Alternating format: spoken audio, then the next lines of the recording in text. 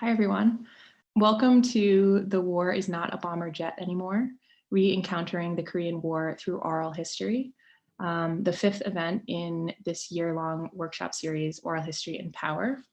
My name is Carlin Liuzia, and I help coordinate the series alongside Amy Starachevsky. And I also instruct the accompanying course here in the Columbia Oral History Masters of Arts program. I am with you all this afternoon, for me it's afternoon, from the unceded lands of the Chochenyo and Ohlone peoples, currently known as Berkeley, California.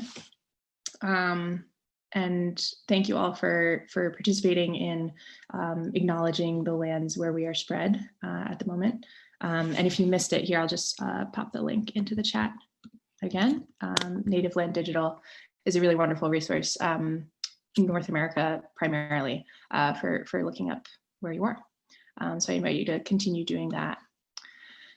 I want to start a little bit differently this week, if that's okay with you all. Instead of sharing another iteration of OMA's kind of formal land acknowledgement, which I will pop into the chat with a few tweaks in just a minute, I'll put that in there. But you know, returners might have noticed that I've been trying to linger on the land acknowledgement, on that pre-written land acknowledgement, and to make it new for us every week without shortchanging our brilliant guests for time. So instead of that, this week, I'd like to read a short passage from one of my favorite books, Ceremony by Leslie Marmon Silko. And I hope you'll hear why. I went looking for this passage, remembering the first half of what I'm about to read, and I was wondering if it would match my memory and if it would feel right to share. And then I reread what follows from the paragraph I remembered, and I sort of felt that it was right for today. So I'll also put it in the chat in case folks want to read along. The first he is an elder, a medicine man, and just putting it in two because it's precise. He hesitated then and looked at Teo's eyes. But you know, grandson, this world is fragile. The word he chose to express fragile was filled with the intricacies of a continuing process and with a strength inherent in spider webs woven across paths through sand hills where early in the morning the sun becomes entangled in each filament of web. It took a long time to explain the fragility and intricacy because no word exists alone. And the reason for choosing each word had to be explained with a story about why it must be said this certain way. That was the responsibility that went with being human, old Kush said. That's the story behind each word must be told so there could be no mistake in the meaning of what had been said. And this demanded great patience and love. More than an hour went by before Kush asked him, "You are with the others," he said, "the ones who went to the white people's war?" Teo nodded. "There is something they have sent me to ask you, something maybe you need now that you are home." Teo was listening to the wind outside late in the afternoon. It would begin to die down. "You understand, don't you? It is important to all of us, not only for your sake, but for this fragile world." Thank you for indulging me in that and sharing that with me. We're so pleased tonight to welcome Crystal Manhe-Peck and members of the Noted Doll for Korean Community Development, who I'll introduce in just a moment and ask you to wave, to hear about their work and collaboration. Crystal is a beloved alum of OMA, so I'm not sure, Mary Marshall, if she was able to make it this evening. Mary Marshall, if you're here, give a shout. I know she's been under the weather. I'm just putting this in the chat. It's called Ceremony. Is the book. Sounds like Mary Marshall was not able to make it, so I'll go ahead and introduce you, Crystal. Yeah, okay, who first? Let's see. Noted Doll for Korean Community Development is based in New York City. And Sukjong, Danny, and Mijin, do you want to give a wave here so folks can see you? These folks will be chiming in a minute. Noted Doll is a community of first through fourth generation Koreans living in the US. They are a community that has families in both the South and North of Korea. They are diverse in backgrounds, perspectives, but bound together by their shared sense of the Korean homeland that continues to suffer under division, with the understanding that the concept of home may vary. Noted Doll's members are part of the Korean diaspora spread throughout the globe, made up of artists, filmmakers, teachers, students, workers, professionals, young families, etc., who believe in social justice. Crystal Munhe Beck is Associate Professor of Gender and Sexuality Studies at the University of California, Riverside, and a graduate of the OMA program. Professor Beck's recently published book, Reencountering, on the Korean War and diasporic memory critique, examines the everydayness of the Korean War and its consequences through a diasporic feminist archive of memory works, including oral history projects, performances, and video installations. Facilitating jolting moments of opening or re-encounters with the mundane, these cultural memory works reckon with the Korean War's normalized ramifications, even as they underscore a decolonializing, was there an extra L in there? Decolonizing possibilities that challenge the now 70-year US militarized occupation of Korea.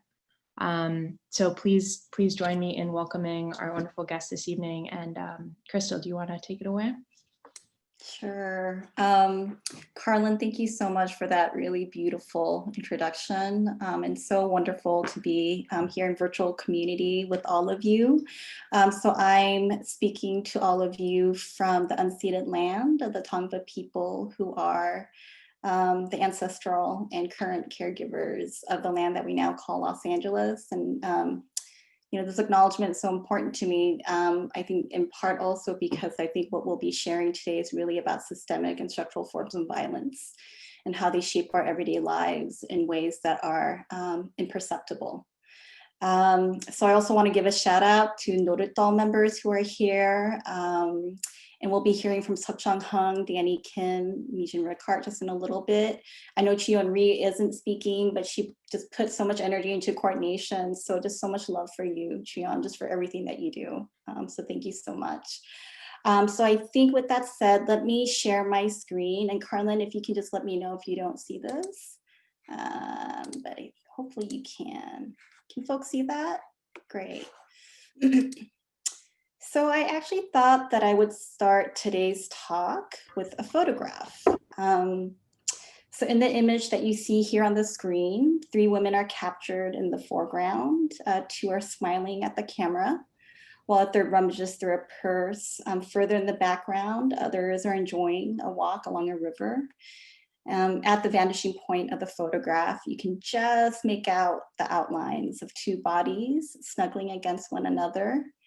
So perhaps this is, a snapshot that depicts friends who are really enjoying a sporadic excursion to celebrate the first inkling of spring. As we read deeper into this image, however, other details come into focus.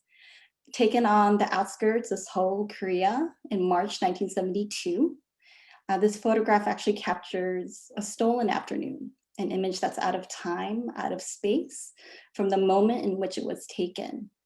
It depicts a rare outing that was taken by friends who came of age during an era defined by state curfew, military dictatorial rule, police torture, sexual violence, disappearance, surveillance. So in less than a decade after this image was taken, these women would part ways, and the figure on your very left, so the woman who's dressed in a plaid pattern wool coat with the gloved hand that's tucked into a jacket pocket, would immigrate to the US in 1984 to join family who had already left the peninsula due to political instabilities. And then after moving to the US, she would lose both of her parents and a sibling to rare forms of cancer, later rumored to be associated with exposure to military toxins. So I should state here that the woman in this plait pattern coat is actually my mother. And this photograph is actually part of a personal archive that I encountered for the very first time, maybe 4 or 5 years ago, so very recently. And when I asked my mother about this image, an image that she herself had actually not seen for, over 30 years, these are the memories that she shared with me. Stories of fractured friendships, of missing family members that she could never name or mention in her home, the fear of surveillance, the fear of hunger, a history of family illness whose origins still remain murky. And while my mother never mentioned the word war once in our conversation, it was crystal clear to me that she was actually speaking about the Korean War. So every significant facet of her life, from when and where she was born to where her family resided, to the friendships that she maintained, to her migration to the US, to the illnesses that transformed the cellular makeup of her family, is a consequence of war and division. And up to that point, I had actually failed to listen to her and to hear the ways in which the Korean War manifested in her daily life. So just as a very quick note to audience members who might not be as familiar with the Korean War. So when I describe the Korean War as a war that's unended, I don't mean this in a kind of figurative or symbolic sense. So while most political pundits will bookend the war between 1950 and 1953, a final peace treaty was never signed. So instead you have a temporary armistice between the UN command, led by the US, and China and North Korea that was agreed upon. So, while this armistice temporarily halted most combat fighting, it didn't end the war. So in a very literal sense, the Korean War continues, evidenced by the heavily fortified Korean demilitarized zone of the DMZ, the nearly 2 million Korean families who remain separated by division, including my family, and the cyclic rupturing of tensions between the US and North Korea, where nuclear warfare at times seems imminent, right? As we've seen the past 4 years.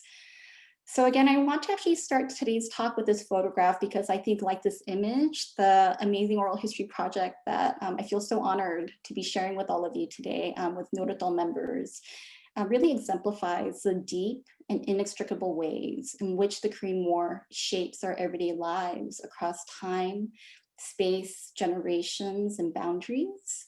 Let's see, sorry about this. So a remediated version of this photograph is actually used in the cover art for my book, Reencountering on the Korean War, Diasporic Memory Critique, that was published earlier this year by Temple University Press. And really grateful to my older sister who was actually able to work on the cover art. And while I choose not to actually tell this family story in this book, I think its visual inclusion actually speaks volumes to the core questions that are asked throughout the text. So, for one, when an unended war stretches across decades, as does the Korean War, how do we actually perceive and name its elasticity when its manifestations are so thoroughly ingrained in everyday life that it becomes impossible to distinguish where war begins and where it ends? And then second, how do we actually create a memory archive of the present? So not of the past, not of the post, not of the after, that demonstrates how people remember and live with the continuing war. And by centering listening as a memory practice, how do we actually attune to the very different ways in which orality senses these sort of sonic shards that I think escape the conventional ways in which we might hear and recognize war? So again, as Carlin noted, to grapple with these kinds of questions, this book, tries to pull together an interdisciplinary archive of what I describe as diasporic feminist memory works, including oral history projects, performances, films, video installations, and experimental writing that activate what I describe as reencounters with the Korean War. So here, reencounters as a kind of concept is trying to capture how all of these different memory works are catalyzing these moments of return, of remembering, of reckoning that denaturalize naturalized histories or assumed facts about the war, while also offering very different memories of survival, refusal, and resurgence that challenge Cold War narrations of the US as a kind of hyper-masculine, benevolent liberator of Korea. So, in the early 21st century, the Korean War's status as a kind of enduring but alighted war is absolutely tied to a US national politics that translates this conflict as an altruistic, quote unquote, police action. So this is an actual term that's been used by the US state that only American diplomacy can resolve. So in response to this kind of logic, the memory works that are explored in this work, including the one that we'll share today, examine very different memories and possibilities that exist when we untether ourselves from these so-called quote unquote truths.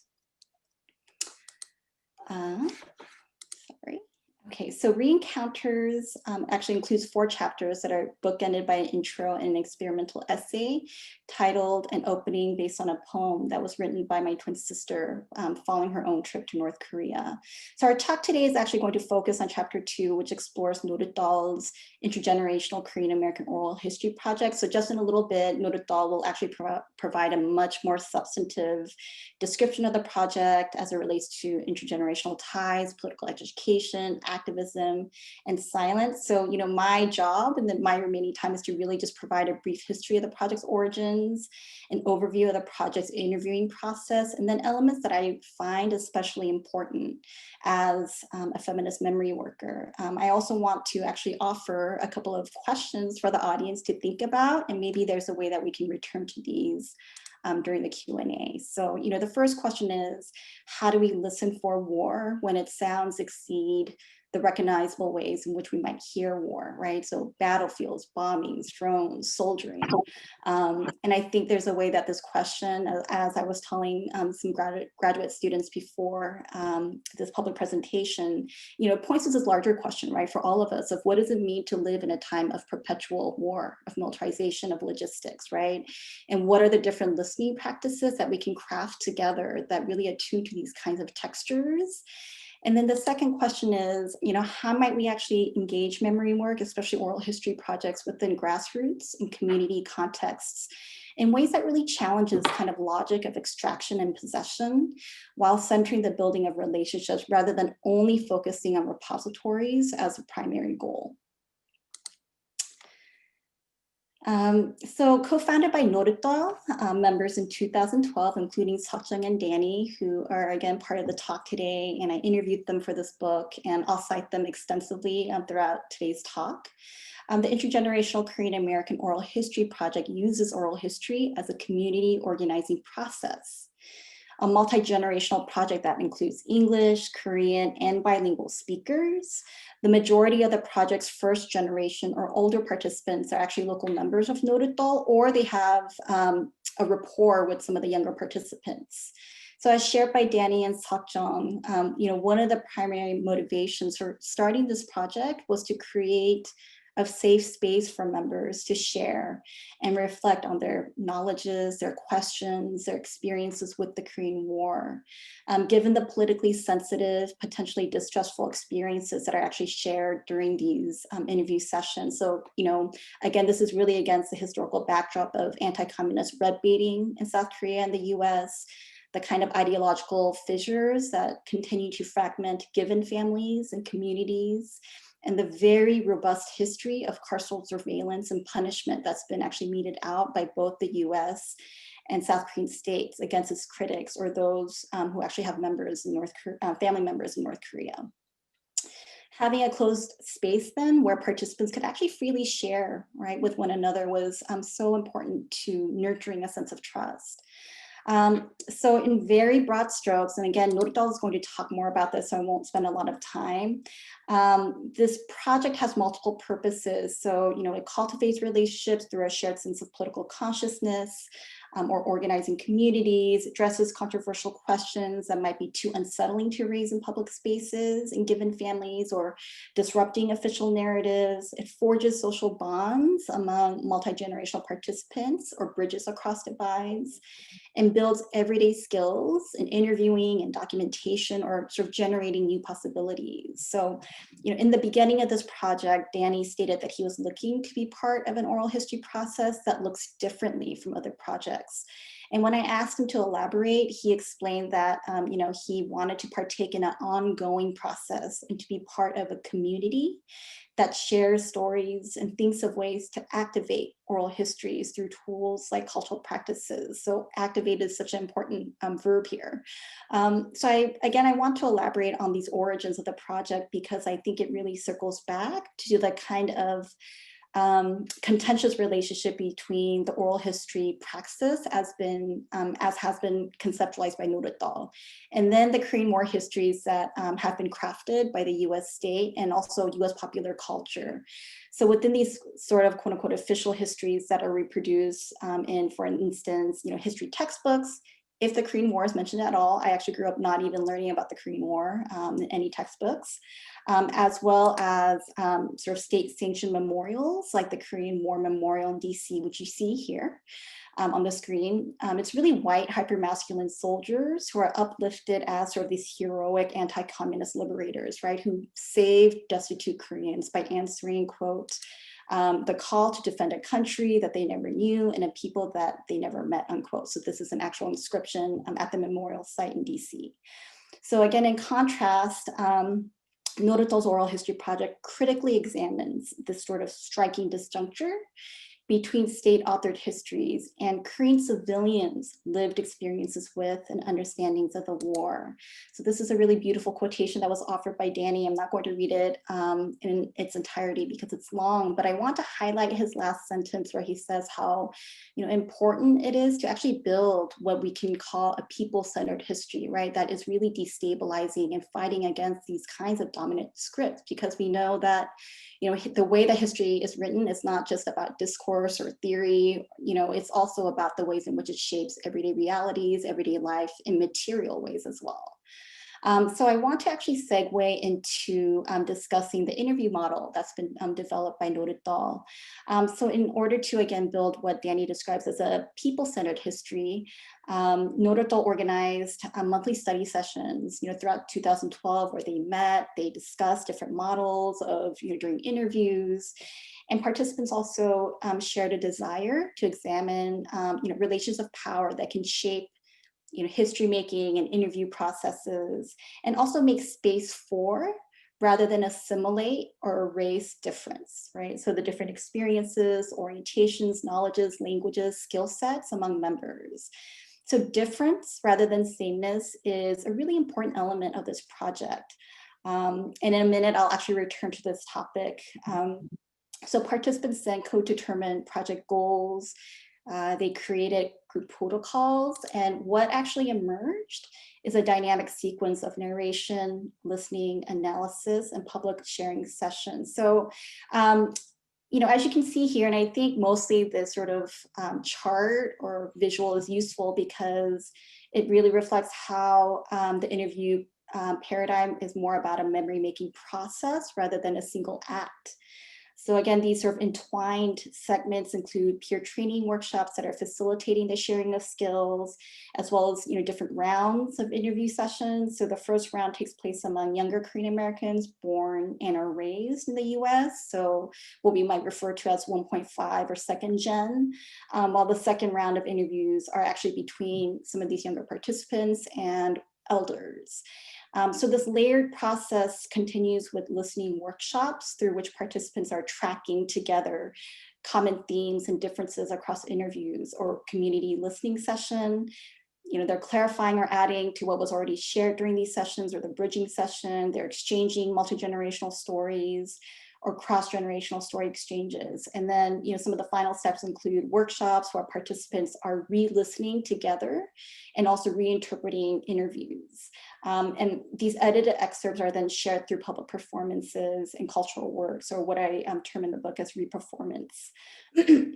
So again, really briefly, I just want to return to this notion of difference as it emerges in this project. And this is sort of a shout out, I think, in many ways to women of color feminism. So the kind of intersectional approach that I think has been developed by Noted Dahl demonstrates how difference between and within racialized, gendered, sexualized collectivities really functions, again, at the heart of the kind of work that Noted is trying to do. So, multi-generational members, they're bringing different abilities, they're bringing different skill sets, gifts into the space. They're from different socioeconomic backgrounds, they're identified with different genders and sexual orientations.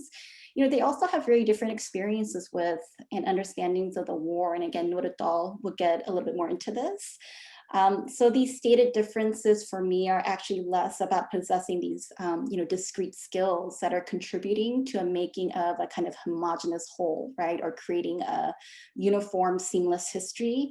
Instead, it's really about the incommensurability of experience. So each participant is bringing into this memory-making space their own experiences, silences, knowledges of the Korean War, where there's a multiplicity of interpretations, of gaps, of tensions that coexist without the need for definitive resolution. So I think difference in this project is really most evident through the notion of listening as plural. So in contrast to maybe more traditional sort of researcher narrator dyads in oral histories, all of these interviews in the project involve multiple listeners. So usually there are roughly 3 to 4 per session. So in this kind of context, listeners are also narrators to the degree that all the folks who are asking questions or facilitating group interviews are asked to actually share their own experience. So they're actually interviewed, right, as well with other participants. And I think Seokjung really put it beautifully when she said, before asking someone else to share their story, it's important for those who want to participate to know what it's like to share their own story, to be heard, to be vulnerable, and to have others listen to you and maybe misinterpret you. So the multiplicity of listeners within the interview space, I think also challenges this notion, right? This sort of more mechanical notion of listening as something that's just physiological, right? In which sounds are sort of registered by the ear. On the contrary, I think all of us, hold this seriously, that listening is a deeply subjective process that's anchored in our bodies and also the positions that we inhabit in the world. So in our interview, Seokjung and Danny actually described one of the debriefing sessions that they had with participants after an interview with an elder. And I'm not going to read this quotation in length in its entirety, but I want to show it because I think, again, it reflects the ways in which folks are teasing out different interpretations from the same narrative, right? And I think there are ways that this also dovetails with this question of language capacity. So, given that interviews are actually conducted, especially with elders or with our older participants in Korean, there are these questions related to, bilingual capacity, right, and translation, especially for those who might not be as fluent or might not understand Korean. And, of course, depending on their own familiarity or relationship with the Korean language, listeners will hear different nuances and they'll feel different emotional resonances during the interview. So I think this question of translation is a tricky one because it raises practical and also conceptual concerns. So, who will do the translation in these sessions? And how does this then shape the narrative, right, that emerges? Because translation is not a kind of mutual transaction, but it's a meaning-making process. And Norit's model, I think, provides a lot of space for negotiation because there are several listening sessions that are actually integrated into the paradigm. So I think as a result, participants are actually provided with multiple opportunities to re-listen to these narratives with each other. So, finally, before handing it over to Norit, I just want to briefly reflect on the process through which oral histories are shared with the public. So in my interview with Seokjung and Danny, we discussed why and how certain narratives in the US are recognized as official or legible forms of knowledge that's worthy of memorialization and institutional archiving, while other knowledges that are deemed as too local, too emotional, as gossip or as hearsay are actually discarded, right, by the public.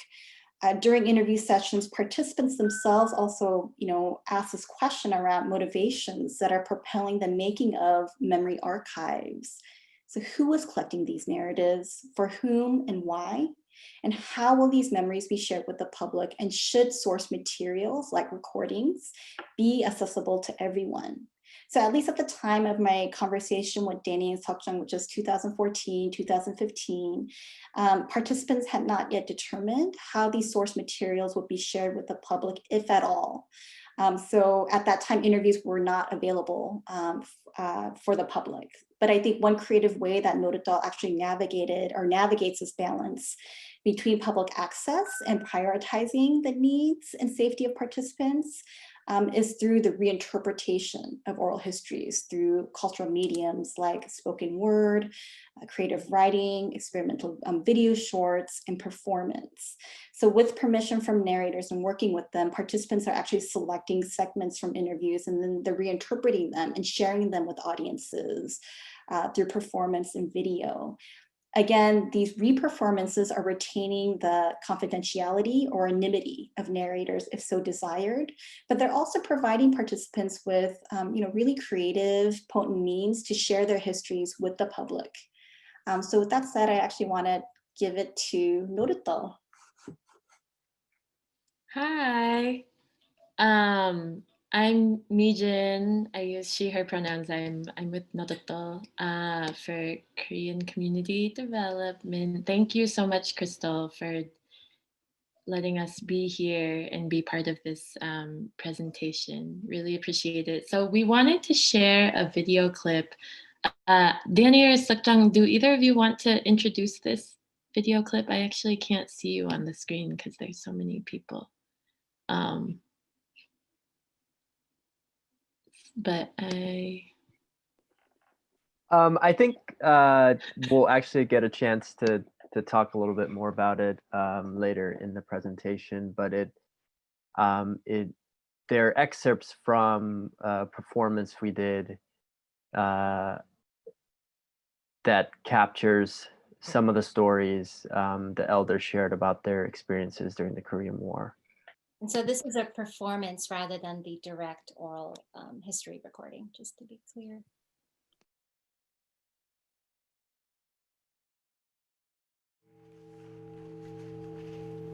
I can't share these kinds of stories with my own family. If I do, I become an outcast. I was shunned by my wife and my son. This is one of the few times I can let this out. To me, the fact that there's even a space like this, it's unbelievable. I haven't had time yet to let my tears out. We can't even open the door to a conversation. There is no discussion, no communication. We have something we want to tell you.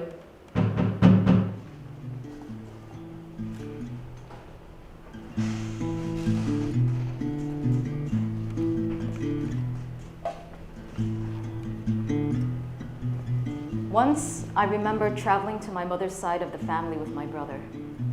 We were revisiting our old hometown. As we were meandering through the town, we saw a big tree. My brother asked me, 형님, do you remember anything about this spot? I don't know, I said. He told me, There was a People's Army soldier who died here. As he was dying, he asked for water. Young friends, please get me some water. as we were talking about it, I started to remember. I had forgotten about it completely. There are a lot of things like that in my memory. At the time, I had learned from somewhere that if you give water to someone who is bleeding, they could die. We can't give it to him, I said. My brother and I debated whether to give it to him or not. To me, fighting between kin against kin, people originally of one land killing each other. They were doing it purely because they were ordered by someone else. They weren't allowed to think on their own and had to listen to what someone else told them to do. And to this day, over 60 some odd years later, they're still trying to destroy each other. How sad is that? During the Korean War, many children became orphans. Some had parents and other family members who were killed, and many others were separated as their families fled the violence, not willfully, but for the sake of their own survival.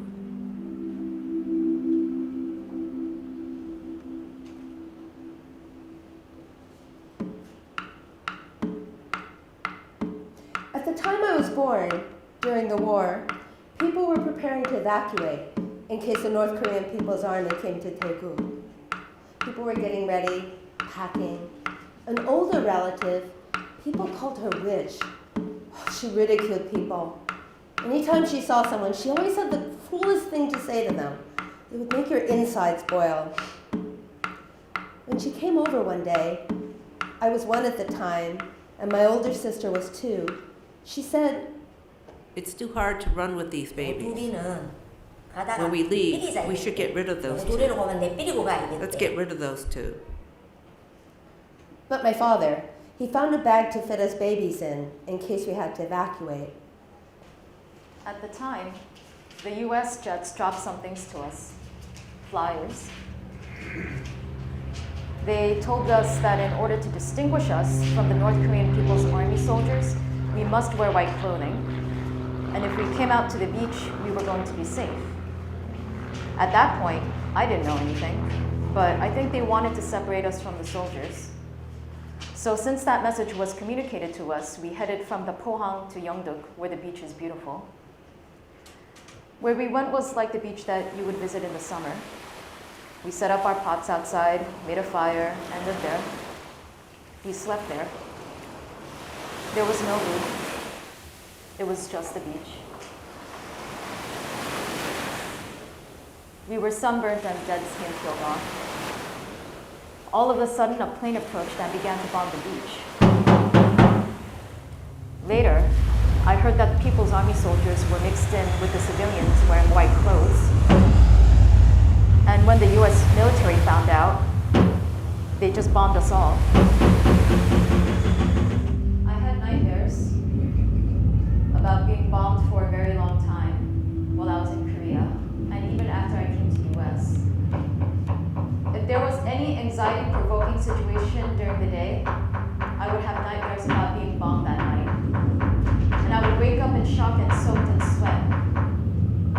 Those nightmares stopped probably 5 or 6 years after I came to the US. I no longer have any of those kinds of nightmares, but that was one of my nightmares. Every day, physical pain haunts me. If I walk some nights, it still hurts. I still feel the pain every day. Whether you're a man or a woman, young or old. And so even now, when babies cry, it drives me mad. It makes me so anxious.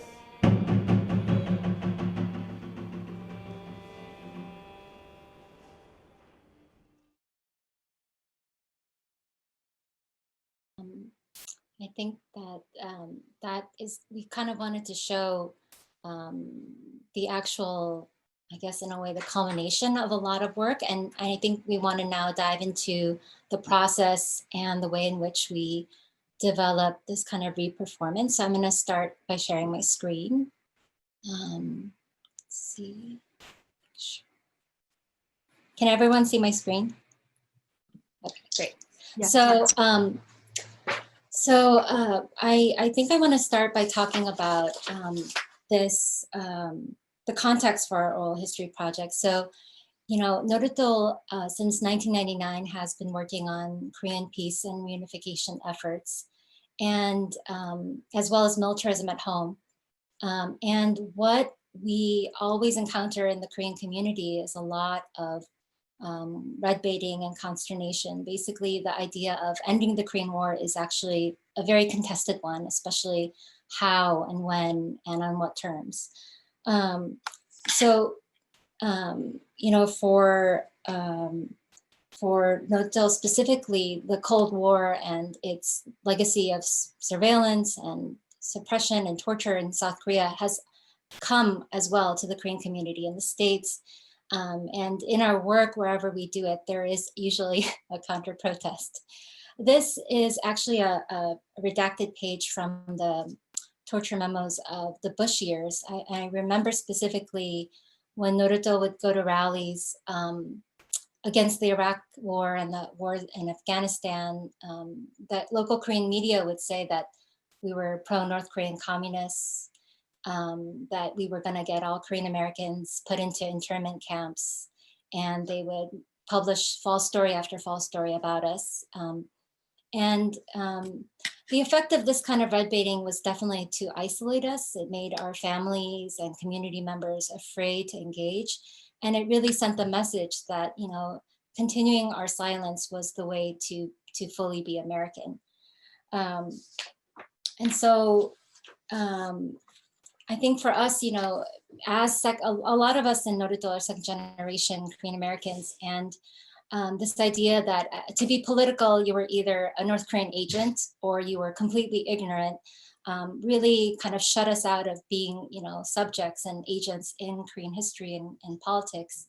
And so I guess for us, the divide between the first and second generation, it's not a superficial one of just like a cultural barrier, a language barrier. It's really like a political process of silencing, and that has been reinforced over decades and decades. So that divide of just even listening and hearing to history and what has really happened in the war and afterwards has been really blocked from many of us. So our oral history project had goals of, as Crystal already shared a little bit, but organizing communities as well as Korean American activists and cultural workers, disrupting the official narratives of the Korean War and its aftermath as something that happened, that Korea was saved due to American benevolence, bridging across divides within communities and across to other communities that had experienced war, colonialism, division, and also generating new possibilities. So we really didn't want the oral history project to be about just making an archive, but really about actually actively engaging with the stories. Naruto has done some oral history projects in the past, like DMZ to DC, which was to commemorate the armistice and call for an end to the Korean War. And here you see pojagi, or kind of these bundles that refugees carried that also have recordings and transcripts attached. But what we really wanted to do is make this an organizing project, so not just about an interview that was collected. So when we did a lot of studies about oral history models, we were really struck by feminist oral history models, which really emphasized collaboration and reciprocity. And so when we designed our thought about our process, we thought we need to be setting the goals and agenda with oral history subjects or the people we interview. We need to agree on the process together. We also want to co-evaluate and interpret the stories, and we also want to determine the outcomes as well together. So every step, as much as possible, we didn't want to reinforce a divide between an interviewer and a subject, but we really wanted this to be a community kind of engagement in terms of it being a collaborative one. And early on, one of the reasons why we wanted to really not have that divide between the oral historian and the interview subject is that, we ourselves are the subjects. We early on had a training with Professor Ramsey Liam and Joan Liam, who were talking to us about intergenerational trauma. And so, for those in the second generation and in the Korean diaspora, the Korean War is not a distant, closed topic. It's something that we all carry through in terms of the memories of hunger or division or strife or bombings. They have all been carried and are with us. So we're not a separate body from those who have experienced the war. We are all kind of a collective. We have collectively suffered the war. And so, as Crystal shared a little bit, this is kind of, in a way, some of the questions and the process, beginning with the trainings. And then we went into second gen story sharing, where we really wanted to be experience the process of sharing stories. And we're gonna go quickly through this, myself and Danny, but as you can see, it's not a quick process, but what we really wanted to stress was that we're holding space for the stories to be really understood and embodied and interpreted together. So the second gen stories sharing was really, after the training, a way of opening up what it feels like, as we said, to share a story, to be vulnerable, to have questions asked and answered. And we asked second gen and 1.5 Koreans to bring an object. So many people brought photos, keys. Some people even brought just like a question they could never ask of their family. A lot of people brought like missing family members you hadn't known existed until decades later. And so after listening, we also pulled out themes, and we put these themes on a board and tried to talk about what we heard and what was common and shared among us. And these were some of them. As you can see, there's a lot of kind of grappling with how piecemeal our sense of history is. And this is a brief clip. Hopefully you can hear it. Please do thumbs down if you can't. But this is someone who was sharing in that session about the difficulty of breaking silence in her family. So what strikes me about this picture, I don't often see old pictures of my mom and dad, and I didn't even know, this one like came out of nowhere. And I guess what strikes me is like there is no story. There's no memory. My mom didn't tell me this was a picture of then. Like I wish she had some great story and some memorable thing and could tell me about the time of her life then, but she was like, I was like, what's this picture? And she's like, it's kind of meaningless when I reference it to them. And I was like, wow, I don't have any story attached to this, And then his biggest worry was. So basically, these are the kinds of ways in which we also identify, are these themes, are these struggles shared with the first generation? So we kind of go in with these kinds of questions. So I think Danny is actually going to take it from here. Yeah, so following our own reflections as second generation Korean Americans, we then approached the first generation elders. And initially, mostly folks who are in our community of activists and folks who are working on around the issues of reunification and ending the Korean War. And many of them were survivors of the Korean War, as well as the decades of military dictatorships in South Korea.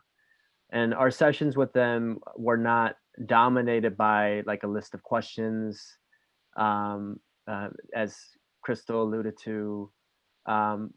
We just had a couple of questions, very open-ended, and we really created a space for the elders to really speak at length.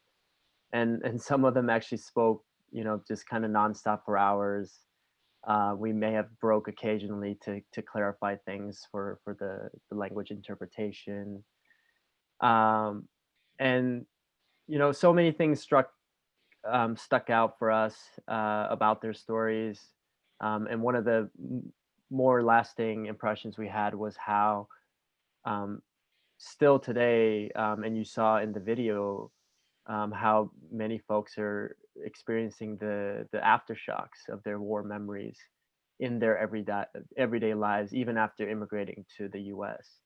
One person told us how when she was out in Queens on a playground with her granddaughter, she would see children crying out, mommy, daddy, and that like kind of struck a chord, or it made her very discomforted, and because it brought her back to those memories of the orphans she saw following the Korean War.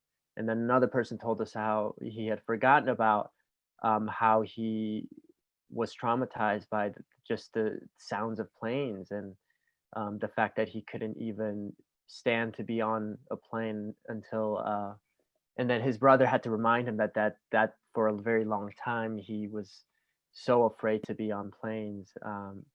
and a lot of that having to do with the fact that he experienced the bombings by the U.S.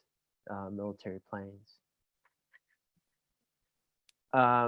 So, and beyond our original group of listeners who were there during the interviews with the first gen elders, we had also community listening sessions where we played translated audio and video clips for those who weren't able to make it for various reasons, and really create space to hear the excerpts and then also discuss what they heard, ask any questions. This was to expand the circle of listeners, to expand the circle of who could be involved in the project and who could be involved in this process of interpretation. 이제 친척 할머니가 별명의 위치가 있어. 마기 할멈 하는 막 이런 막 사람을 갖다가 왜 메이크업 뻔하고 막 누구 보면 막 시비를 걸어갖고는 막 속이 부글부글 끓게 하는 그런 할머니가 있었어. 그런 할머니가 있었는데. So I think you saw how we ended up interpreting that piece in that video, but so that's kind of how we selected clips and we translated and subtitled them and then shared these clips back to in the community listening sessions. We also had listening sessions with the elders, where some of the elders who shared their stories or other elders who that space of listening generated more stories, more questions, dialogue, and analysis. We had questions about what did this mean? Why was this particular point important? Or why was this story so important? How are we perhaps mistranslating anything? And for those who heard their own stories out loud, it was, I think, an opportunity to add detail and realize things about those memories that they hadn't thought about before. And it was also a space to really feel the emotion.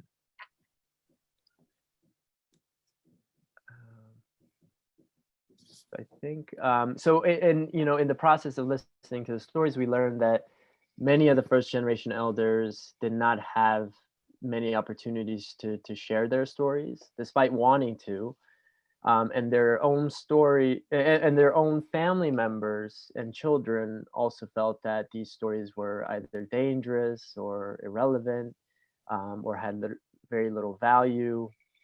And I think it came up in the video clip, but maybe we'll share it just real quick again. 내가요, 지금 이런 자리가 있다는 것이 나한테는 진짜 기가 막힌 자리입니다. 내가 이런 얘기를 할 수가 없어요. 우리 가족에서. 우리 마누라한테 왕따당하고 우리 아들한테 왕따당하고. 사람은 다 좋은데 내가 하는 거 이것만은 같이 무서운 거라. 지금 현재 진행이에요. 우리 가족만 그런 게 아니라 시위에 나가면 똥파리 같은 놈들 그렇게 쫓아오죠. 인터넷에 들어가면 그놈들 그렇게 있죠. 그래서 나는 진짜 이런 얘기 내가 오늘 털어놓는데 눈물을 할 시간이 없어요. 지금. 죄송합니다.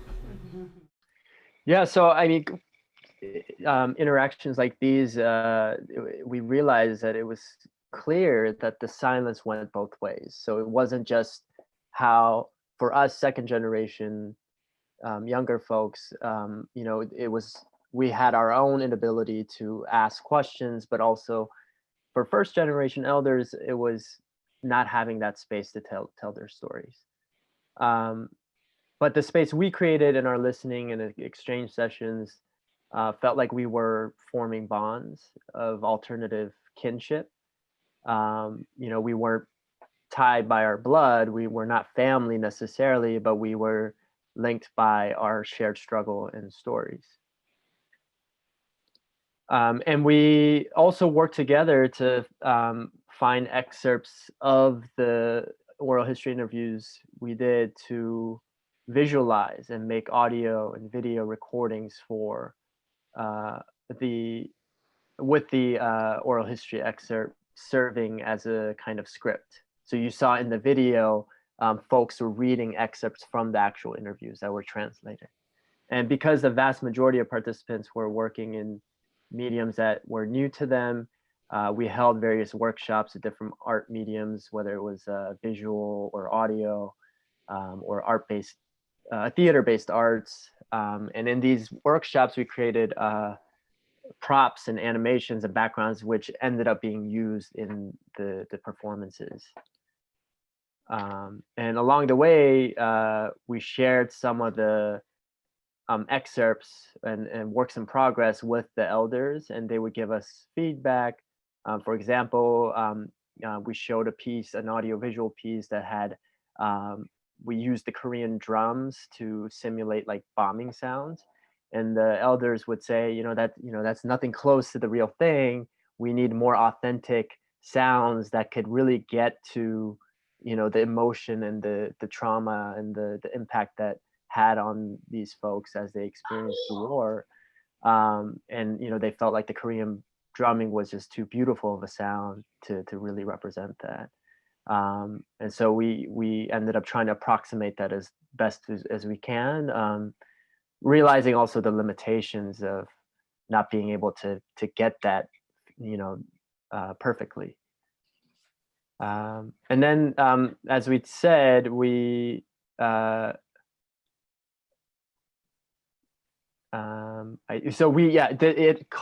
project culminated into several performances, public performances, and we did one performance in Woodside, Queens, in New York, in a community space. So that was what you saw earlier in the video, and we really tried to work together with the elders, consulted with them about which stories should be included in the performance, how they should be represented through the visuals and sounds. And in many ways, at the performances, we also wanted to open up the dialogue to audience members. How would the oral history performance bring up their own stories for those who have similar experiences or who've gone through these moments in history? And how, what are their connections to the Korean War or to the Gwangju 1980 People's Uprising? And our hope was to open a space that, using those performances as a platform to really invite and organize more people to be a part of this project and part of this process of performance and story sharing and listening. So outcomes wise, what we've learned so far, I'm sure there's much more to learn moving forward, but we've learned that oral history could indeed be a multifaceted tactic or tool for organizing. Learning the history helped us to think about how we do public education. It helped us to generate ideas for public actions and demonstrations, protests. It helped us as Nodutor in our work to build a bigger base of Korean American activists and cultural workers. And many folks became interested in Nodutor through this project, and some became new members. Some even joined the project later on in the later phases of the project, and even participated in the performance. And it also helped us to build a stronger connection with elders who shared values and shared political goals. And overall, just as we were striving to create a living archive, we realized that we too are part of this living history of the unending Korean War and ongoing division. We're not just passive listeners of the past, but active participants of the movement to end the Korean War, end US military occupation, end US imperialism, as well as end US-backed authoritarian regimes. I think when we were really in this project several years ago, that was the time of the president of South Korea was Park Geun-hye, who was very much US-backed and had some of you may know of the scandal that she was involved in, but there's also a lot of repression of labor, repression of peace and reunification activists. So like it was very much happening in the now. It wasn't just about what happened in the past. And it was about, this project was about how do we think of our organizing, how do we think of our work in ending the Korean War. And also, how do we practice, in a sense, reunification? How do we, engage in dialogue, engage in sharing history, and really think about genuine reunification of the Korean people between North, South, and overseas Koreans? I'm going to actually hand it off now to Mijin, who was a participant of this project, and she could talk more about some of her experiences as a participant, as well as her own project that emerged in the process as well.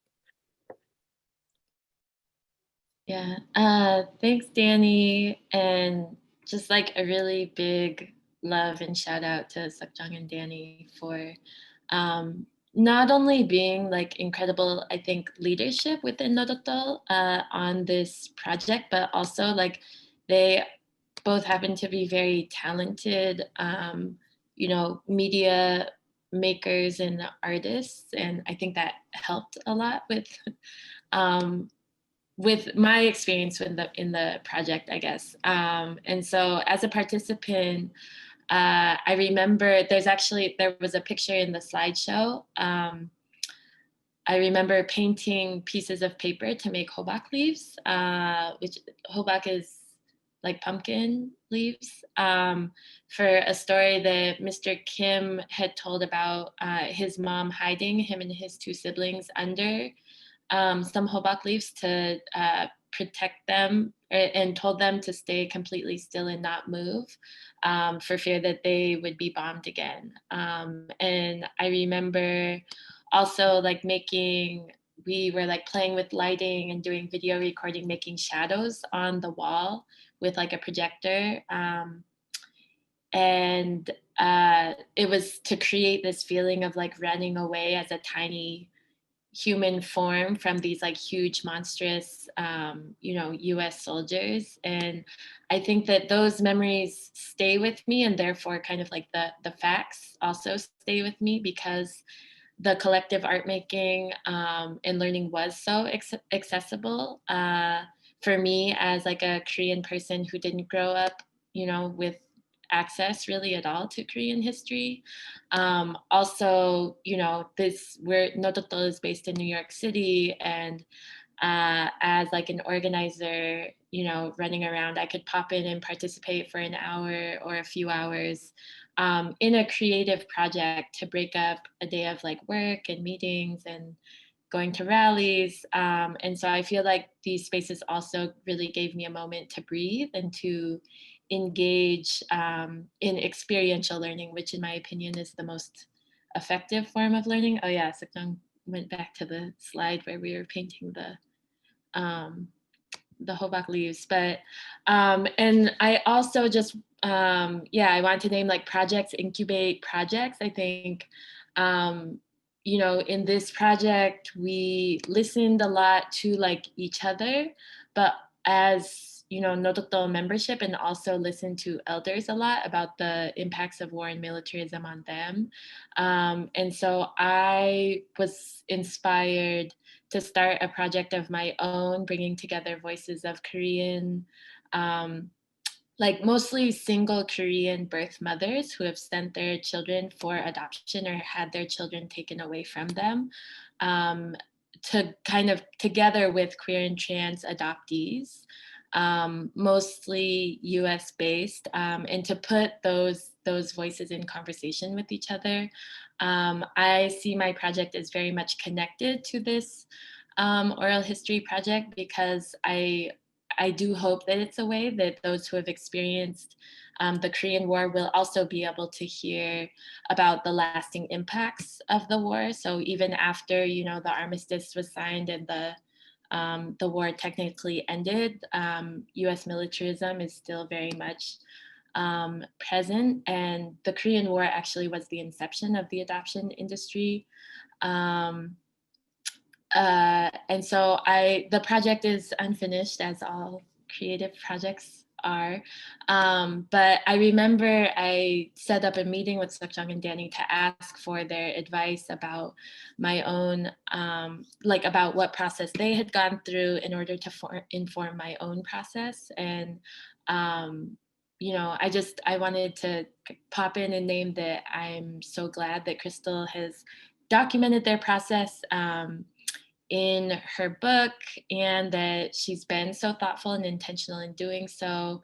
And also that she's a Korean person doing so. I think that is really significant because we do need to document our stories. And if we don't have the capacity to, write a book, it's really important to have thoughtful partners who are also part of our community to do that work. So I just wanted to end by thanking Crystal again for having us here and for all of the labor that she's put in, and also all my dongmu who are all my comrades who are on the call, listening in, who have also been such a big part of this process beyond Seokjong, Danny, myself, Juyeon, and Lee. And I don't know who I'm passing it off to, but I think we have a little time for Q&A as well. Thank you all so much. Seokjong, I might, oh, there, you're on it. Wonderful, so we can see each other again. Thank you, that was amazing. This project is so great, and yeah, again, thank you, Crystal, for uplifting it and bringing it to our collective attention, and for you all for doing this really marvelous work. We do have about 9 or 10 minutes for questions, so please feel free to pop questions into the chat, and we'll keep an eye on that. If you'd like to ask a question out loud, sort of raise your hand and we'll keep an eye out for that. If you have your hand raised and we're not calling on you, you're somewhere in the group, so just unmute and chime in. Yeah. We have one in the chat here from Lisa. Where do the different participants, i.e. cross-generational, come from, especially the young ones? How are they selected, found, invited?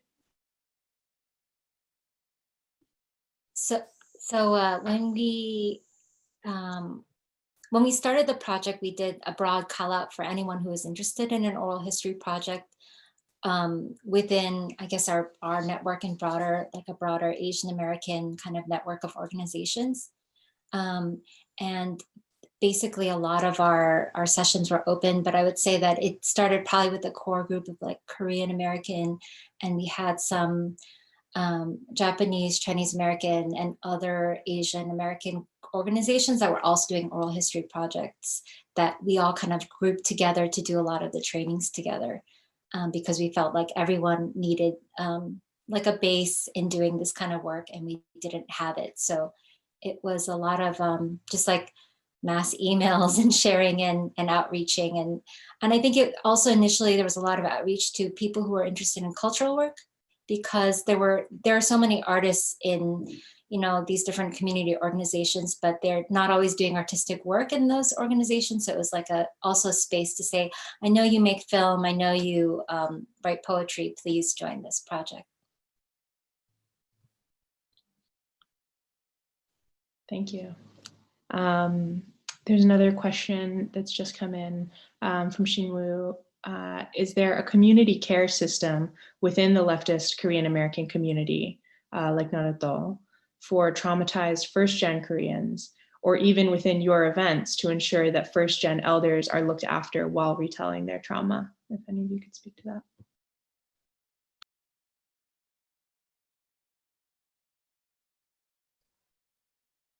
I mean, I don't know if I could speak to the first part of the question, but definitely, this was something that we were thinking about even before the start of the project, and we definitely saw it as a challenge in terms of how do we make sure not to re-trigger or anticipate a possible triggering, and how do we actually acknowledge it and support folks. And one of the trainings, as Seokjong mentioned, that we had to go through with Professor Ramsey and Joan Lim was precisely for that reason, to really understand, how our presence and the questions that we ask could lead to re-triggering of folks' traumas. I mean, I don't think we have an answer in terms of like, did we have enough to really ensure that they were being looked after? I think, you know, it was important for us to really, you know, debrief with folks and try to, you know, ask them, follow up with them to see if they're okay, and, you know, if there's anything that we could do to support. Seokjong or Mijin or Juyeon, do you have anything to add? Do we have a space for?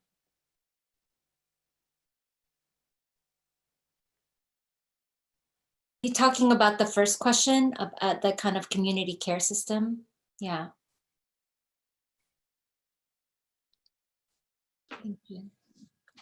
I would say that we do, it's not like a very formal care system.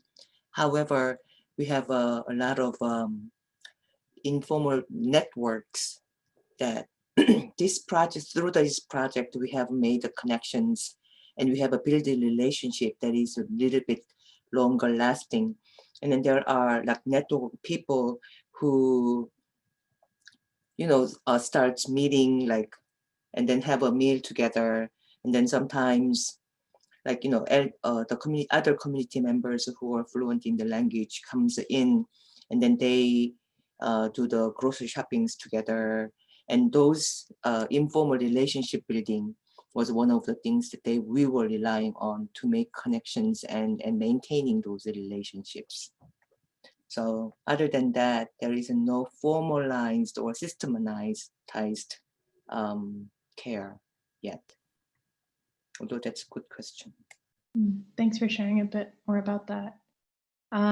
We have a couple other questions about process and more so on the sort of production process of creating these stories, these multidisciplinary presentations. Both Brandon and Matthew are asking sort of what was that process like of creating these and composing these presentations, and then sort of where were the materials coming from, sort of the balance of materials and skills that were already within the community versus sort of looking outside the community for additional materials. I guess I'll speak a little bit to that multimedia part, only because for us, I think we didn't necessarily want elders to have to share all their personal photos and their personal videos. And a lot of people don't have that. And so it really was important for us to kind of see it as, yes, this is this person's story, but we are kind of, we share some level of it. So I think by making the visual, by instead of saying, we need to find an archival photo of, you know, a Korean war nurse, we would actually create the zucchini leaf like wound thing that someone described. And it was a way I think we really wanted to embody what they were talking about and do it ourselves. And I think the performance aspect was really important. You know, we did these Theater of the Press trainings, and I think in many ways, Theater of the Press has this model where it's not just about showing something, but it's about then finding your way to like liberation, to rehearsing for, not a solution, but to actually rehearsing for liberation and freedom. And so you kind of have to do it yourself. So it wasn't really about hunting for archival stuff as much as reinterpreting it with our bodies and hands as much as possible. Yeah, amazing. I'm so into this project. I'm trying to sort of trying to keep it together. It's so great what you all have modeled for us. Ben is sort of asking about the confidentiality and trust that's formed of doing this within community, and the kind of container of Noted Doll, and the importance of that. How are you all balancing that with possibly sharing either this model or these performances or these stories sort of in a broader way? In particular, Ben says, I wish every Korean person could see them and know about them. So maybe not the sort of at large community, but wider Korean community. Can I say something really quickly? So I actually just, I think, again, because my primary communication was really with Seokjong and Danny, you know, we talked a lot I think, in the original interview about access and, how do you sort of balance, maintaining the safety and the trust and confidentiality, but also, sharing these histories with the broader public, whether it's like locally through, like performances in New York or through other means. I mean, I think maybe writing about it. I mean, the book that I wrote is an academic book, so it's not sort of widely circulated, but there's a way that I think you can actually share this work where it's not about like sharing the archive per se, right? Like the interviews, right? So performances or writing about it. I think something else, I know Seokjung was a part of this, she had actually come to UC Riverside, and it was a public platform or a public panel where she, among with other folks, were actually sharing different memory projects around oral history, right?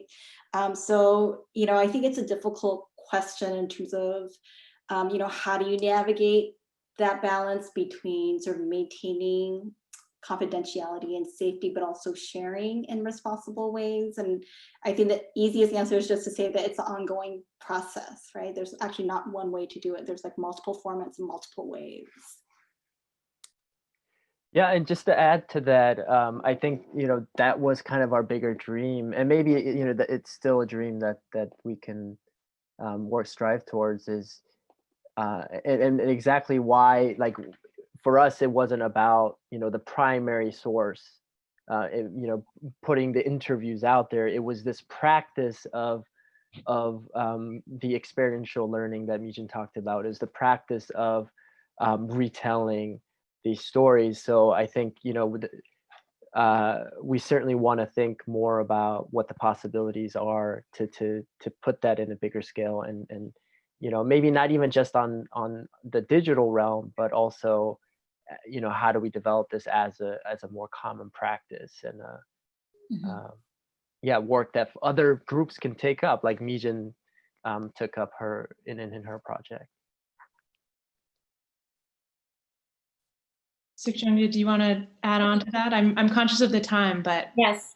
No, I guess I just really wanted to say, I think for us, it's definitely like, I think it would be great if it was more like a workshop, so that there's these clips, there are these videos, but it isn't just like a click and you watch it and you're done. But I think these would be really powerful as ways to have people kind of be sparked to tell their own stories, talk about war and its effects and healing.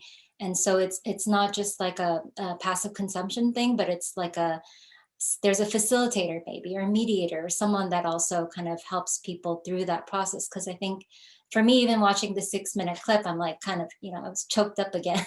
And so it's not easy to experience that by yourself in your house sometimes. You need to kind of talk it out too. So yeah. Absolutely. And as we've done this evening, coming together and experiencing this, and having you lead us through this work has been really special. So thank you all so much, and thank you all for coming. I don't know. I mean, I'm happy to stay on if you all want to field more questions, but I know it's late on the East Coast, so if you need to head off, that's totally fine. I just want to do a little round of this to thank you all very much for sharing your time and your work with us this evening. For anyone who has to dash right now, I just want to remind you that our next event and our final event for the fall half of this series will be 2 Thursdays from now, December, somehow it's December coming up, December 3rd. We'll hear from Michelle O'Brien about the New York City Trans Oral History Project. And it should be great. So hope to see some more of you there. Feel free, let me know if you need to dash, but let me know if you want to stay on and take a few more questions. There are some for sure. Thank you all. I guess we can take, I don't know, how are you all feeling? Danny, Mijin, Juyeon? A few more, like maybe 2-3 more. I can stay on. I'm okay staying on. Yeah. Okay, wonderful. But folks shouldn't feel like they have to stay on. Yes, we are recording the event, and how many are we? 4? The 4 or 5 of us will talk more about sort of what to do with the recording afterwards, if to share it more publicly, or sort of thoughts on that. but that is a possibility. So a few of the questions further back were, let's see, Kate's asking, are specific portions of the interviews selected for the interpretive workshops, or can workshop participants listen to everything and choose whatever speaks to them to kind of dig into more? So Pyeong, maybe you want to expand on that from your last point? Oh yeah, so as a participant? I would say that most, when we spoke to the first generation, especially, it was like a dam had been opened. So we had 7-hour sessions, 3-hour sessions, 4-hour sessions. So we didn't normally have the listening sessions afterwards be the full interview. We did do like the people who were at the actual listening session would sometimes pick a clip, because I think that, in terms of the oral history, it was the story of a life, but it was also about these very specific moments that stood out. And so we did highlight those. So they were selected. Yeah. Thanks. There are 2 questions about funding, which is, I say it that way because it's sort of this like elephant in the room, I feel like, with oral history work a lot of the time. Could you all speak to sort of how you were funded or how you went about doing this work? I know, Mijin, you commented on, as a participant, it sort of being in your spare time in between things, but kind of as an organization, how did that look? Sorry, go ahead. No, go ahead. I'll just say that Naruto is very much a grassroots organization. We are 501c3 technically, but we don't have like paid staff. It's like a volunteer board or like organizing committee of folks. And so the funding, Danny and Seokjung were actually, some of the clips I think that you saw were prepared in order to ask funders for money, I think. And I won't speak to their process, but yeah, no, very, very grassroots project. Yeah. Thankfully, at the time that we did a lot of the work, we did have a really great shared office space, and that helped in terms, it was the Asian American Writers Workshop, and we rented an office there, but they had this gigantic room that we could, rent at certain times. So I think as long as we could pay our rent, everybody else's labor though was volunteer, and we would apply for grants for materials. So things like recorders, mics, video cameras. There were some things that were also coming from other art projects that we had done, but I would say the vast majority of things were just volunteer efforts. And because it was a community project, the thing that was great is it felt like there were many hands on deck. I will say Danny did a lot of the editing and a lot of the video editing. So there's a lot of like very specific skills at play here, but I would say that we had some grants from the Queens Council of the Arts and the Manhattan Arts Council as well. So specifically borough-based arts councils gave us funding, but we didn't really have these massive grants or anything. Thanks for sharing a bit more about that. There's one more, and I'm give a shout if I've missed your question somewhere, but I'm seeing one towards the end here that might be a good sort of final question. John asks, what was the most, and I'm going to adjust that maybe to what were some of the most, having been interviewed before, the superlatives are sometimes hard. What were some of the most unexpected things that emerged from this project and process, either individually or collectively?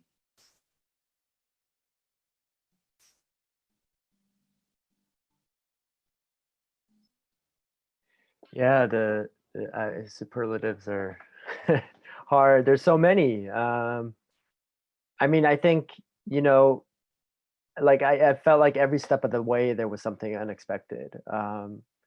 That even, in the very beginning, that there were other people who shared my sentiment about the fact that there are other folks who felt disconnected to this history.